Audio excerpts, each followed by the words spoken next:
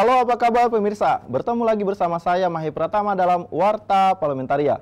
Kami sudah menyiapkan beragam informasi seputar kinerja dan kegiatan anggota DPR RI. Inilah Warta Parlamentaria selengkapnya.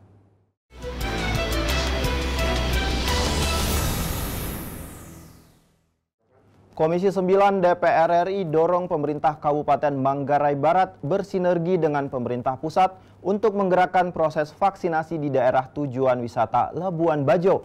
Mengingat pemerintah sudah menetapkan Labuan Bajo sebagai daerah tujuan wisata super prioritas.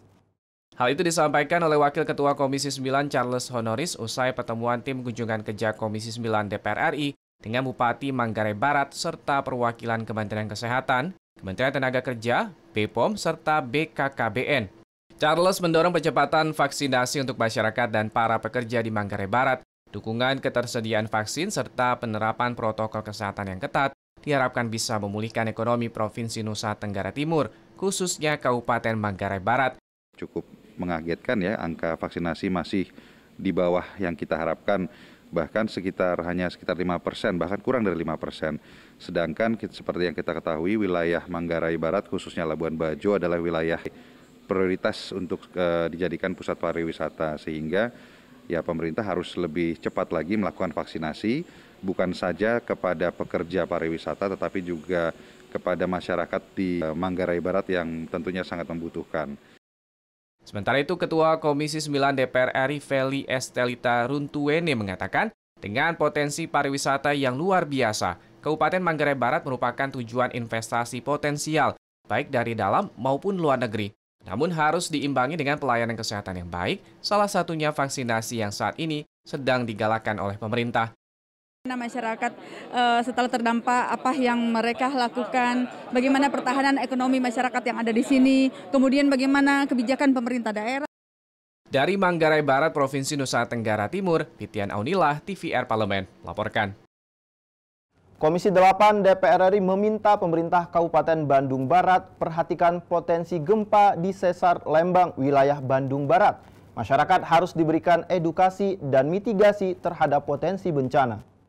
Wakil Ketua Komisi 8 DPR RI Tubagus Aceh Hasan Sajili mengatakan masyarakat harus disiapkan untuk menghadapi bencana, khususnya masyarakat yang tinggal di daerah rawan bencana. Program kesiapsiagaan menghadapi bencana karena Kabupaten Bandung Barat merupakan daerah yang terletak pada Sesar Lembang, ya. Oleh karena itu masyarakatnya harus siap untuk menghadapi atau melakukan mitigasi bencana. Satgas milenial dalam menghadapi kebencanaan. Saya kira itu adalah langkah yang cukup baik. Sementara itu, Wakil Bupati Bandung Barat Hengki Kurniawan mengatakan, Satgas milenial kebencanaan dibentuk untuk memberikan edukasi kepada masyarakat tentang kebencanaan. Satgas ini akan datang ke desa-desa dan sekolah-sekolah di Kabupaten Bandung Barat untuk memberikan sosialisasi tentang antisipasi dan penanggulangan bencana. Nah, kami ingin mengkader ketua para milenial ini untuk menjadi Satgas milenial yang nanti memberikan edukasi ke lapangan, ke sekolah-sekolah kalau sudah tatap muka ya tentunya, agar kita bisa paham terkait kebencanaan yang terjadi di Kabupaten Bandung Barat. Sesar Lembang adalah sebuah patahan geser aktif yang terletak di Kecamatan Lembang, Kabupaten Bandung Barat. Dan patahan ini memanjang dari Padalarang hingga Jatinangor sepanjang 29 km. Dari Kabupaten Bandung Barat, Syahroni TVR Parlemen melaporkan. Komisi 4 DPR RI melakukan kunjungan kerja ke daerah istimewa Yogyakarta untuk meninjau ketahanan pangan di bulan Ramadan tahun 2021 dan melihat keadaan petani di Yogyakarta selama masa pandemi COVID-19. Anggota Komisi 4 DPR RI Muhammad Safruddin menyampaikan, Perum Bulog diharapkan bisa menjamin ketersediaan dan pasokan beras selama bulan Ramadan dengan memperhatikan sirkulasi beras masuk dan keluar di gudang-gudang Bulog sehingga tidak ada stok beras yang disimpan terlalu lama. Di sisi lain, Safruddin meminta pemerintah tidak memprioritaskan impor beras untuk memenuhi kebutuhan pangan masyarakat. Ini kan negara agraris yang cukup besar, tetapi kalau dikatakan dalam kondisi untuk jaga-jaga dalam kondisi pandemi itu berat, tetapi kalau dalam upaya yang mendatangkan impor itu menjadi sesuatu yang keharusan, saya pikir tidak bagus ya, karena Indonesia sendiri adalah negara agraris gitu. Anggota Komisi 4 DPR RI Sulaiman Hamzah berharap Bulog dapat memperhatikan kondisi dan persediaan beras untuk jangka panjang dan memperhatikan kendala-kendala yang selama ini terjadi pada tahap penyimpanan dan pendistribusian beras nasional. Untuk itu, Sulaiman meminta pemerintah meninjau ulang kebijakan impor beras hingga 1 juta ton yang dinilai belum diperlukan pada periode panen saat ini. Kita sama sekali tidak sepakat kalau ada impor baru lagi. Daerah-daerah penghasil beras di pelosok sekalipun itu mestinya harus bisa diserap untuk menjaga stabilitas kebutuhan secara nasional, tapi juga peningkatan pendapatan petani yang tetap harus terjaga. Dari Daerah Istimewa Yogyakarta, Ferdian Nurrahman, TVR Parlemen melaporkan. Jangan kemana-mana pemirsa, karena kami masih memiliki banyak informasi lain dalam Warta Parlamentaria. Di antaranya datang dari Komisi 10 DPR RI terkait pembelajaran tatap muka harus sesuai protokol kesehatan. Setelah jeda berikut.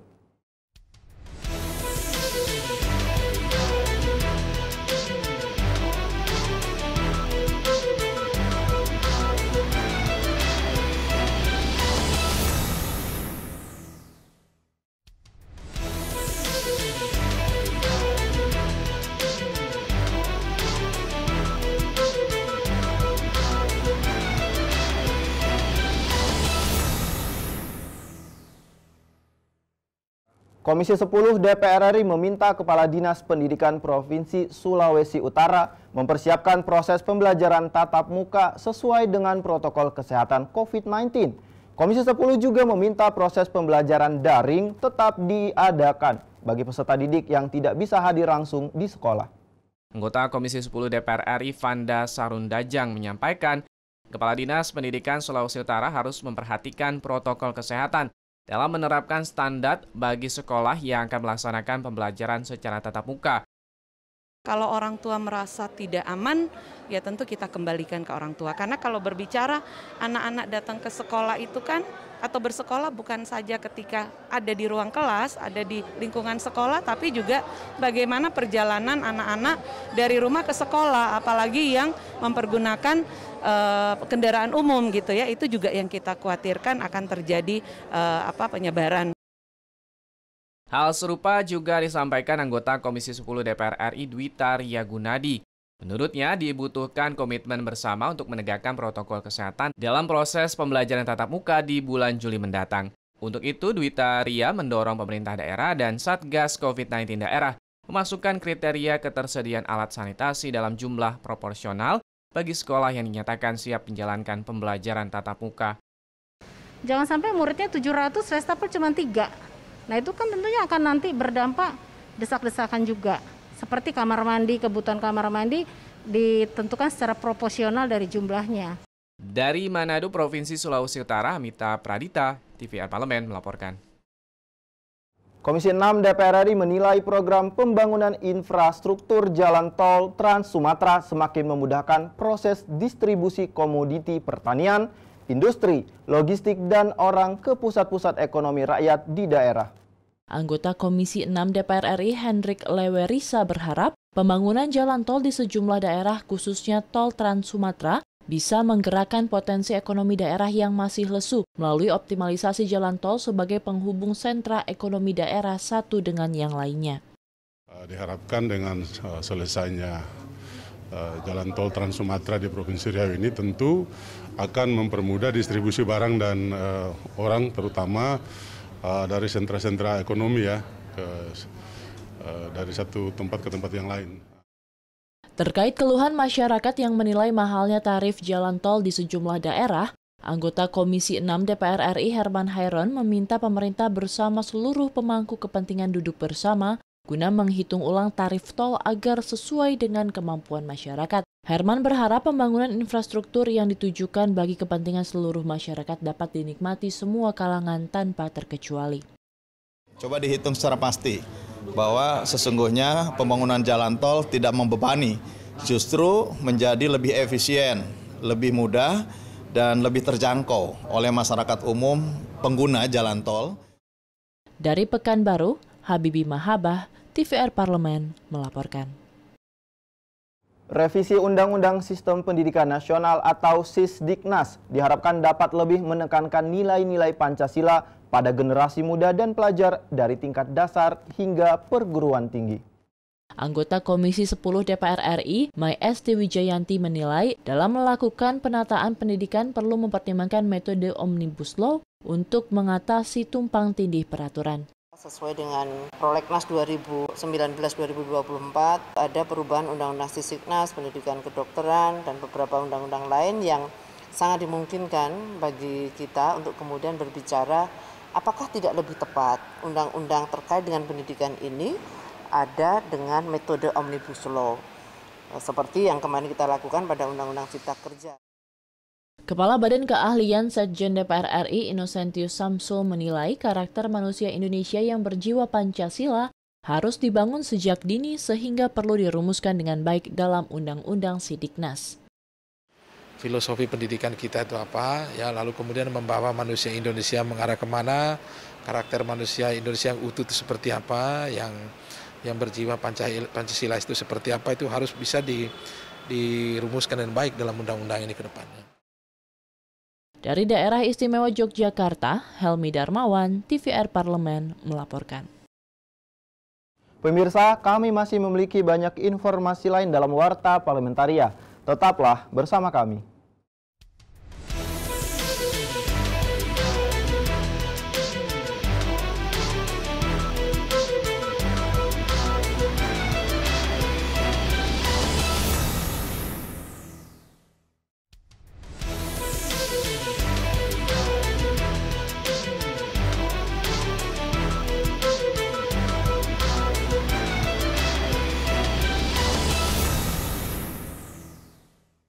Badan Urusan Rumah Tangga DPR RI meminta Rumah Sakit Delta Surya Sidoarjo terus meningkatkan mutu pelayanan kesehatan agar sesuai dengan standar JAM Kestama atau Jaminan Kesehatan Utama.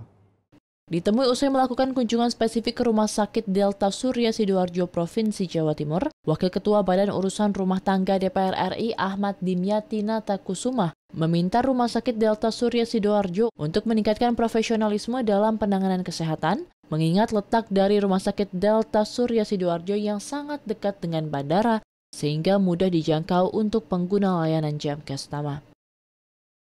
Delta Surya ini harus lebih meningkatkan profesionalisme dan juga peningkatan dari sikon rumah sakit itu, agar memenuhi syarat untuk penanganan pasien-pasien JAM Kestama.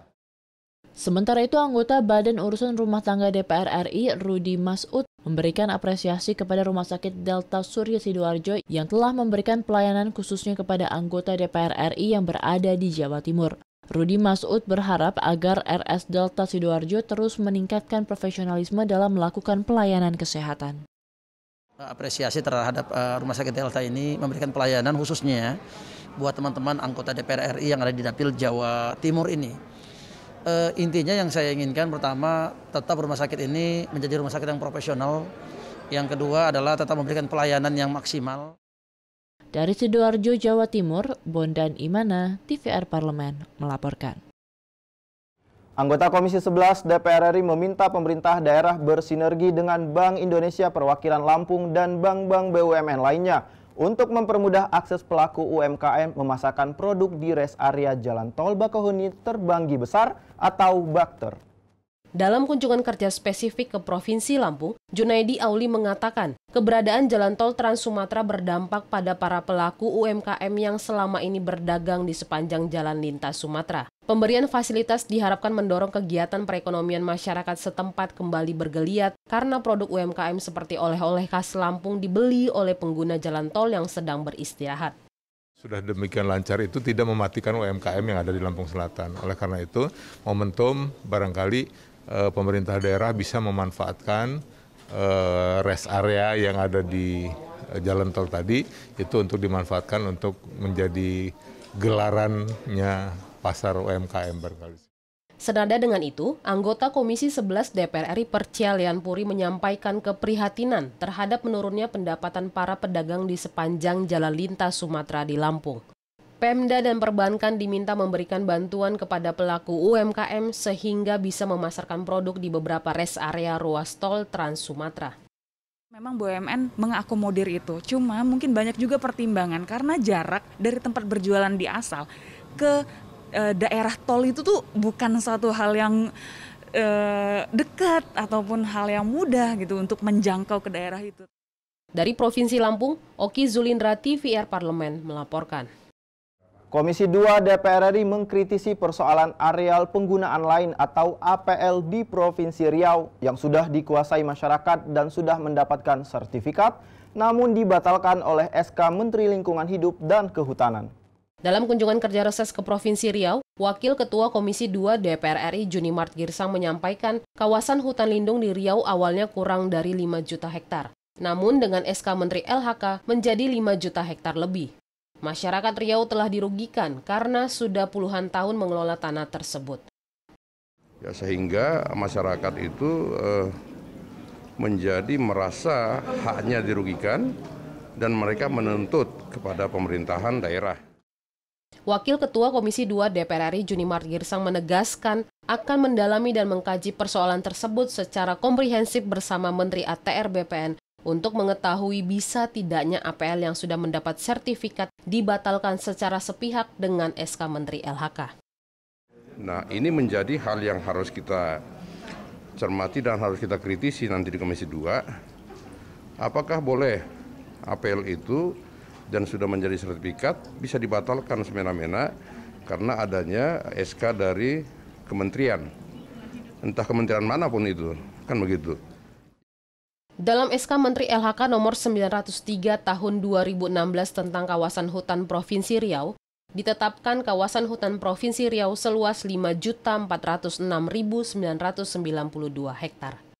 Dari Provinsi Riau, Nur Fuad, TVR Parlemen melaporkan. Demikianlah beragam informasi seputar aktivitas DPR RI yang sudah kami susun dalam Warta Parlementaria. Saya Mahir Pratama beserta kerabat kerja yang bertugas undur diri. Terima kasih atas perhatian Anda dan sampai jumpa.